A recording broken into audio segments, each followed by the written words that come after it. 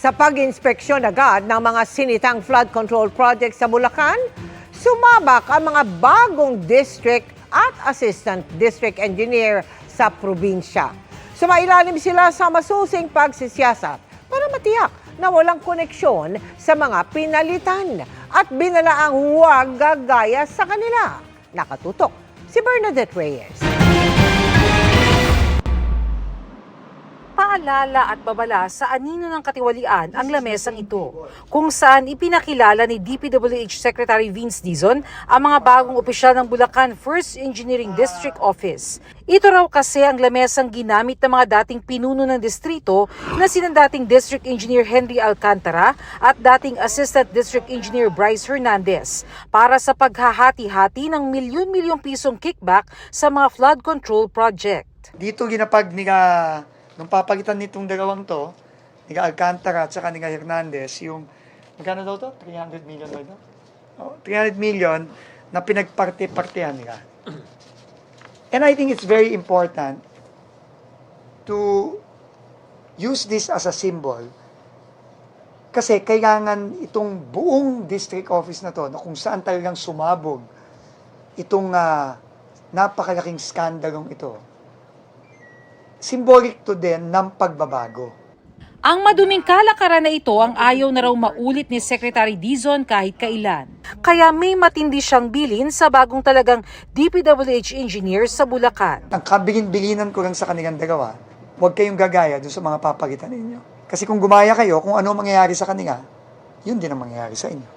Si Engineer Kenneth Fernando ang magsisilbing OIC District Engineer. Nagmaster siya ng Civil Engineering sa Japan at 10 taon nang nagtatrabaho sa DPWH. Si Engineer Paul Lumabas ang OIC Assistant Engineer. Siya ang OIC ng Planning Division at galing sa Private Public Partnership Service ng DPWH sa Central Office. Kapwa sila bahagi ng second batch ng DPWH Cadet Engineering Program.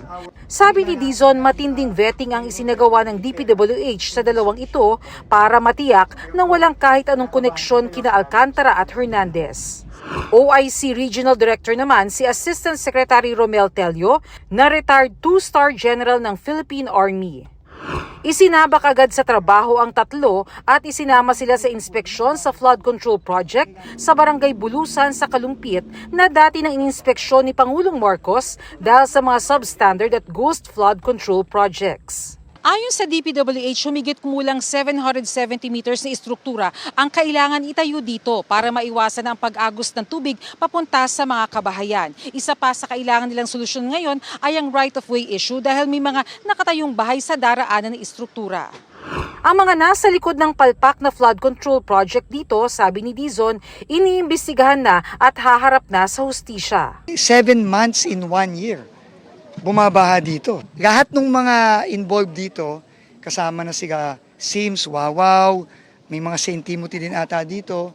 Lahat yan, may kaso na. No? At most likely, ma-file na sa korte ng ombudsman yung mga kasong ito. Isara natin yung gap. So, sisimulan na nila yung proseso. Immediately, kailangan pong ma-parcellary survey habang inaayos po yung design ng flood control. And at the same time, magkaroon ng coordination meeting dito po sa lugar. So while hinihintay po yung pondo, na paghahanapan ng pondo, pwede pong gamitin yung time na yon para gawin lahat ng studies. Para sa GMA Integrated News, Bernadette Reyes, Nakatutok, 24 Oras.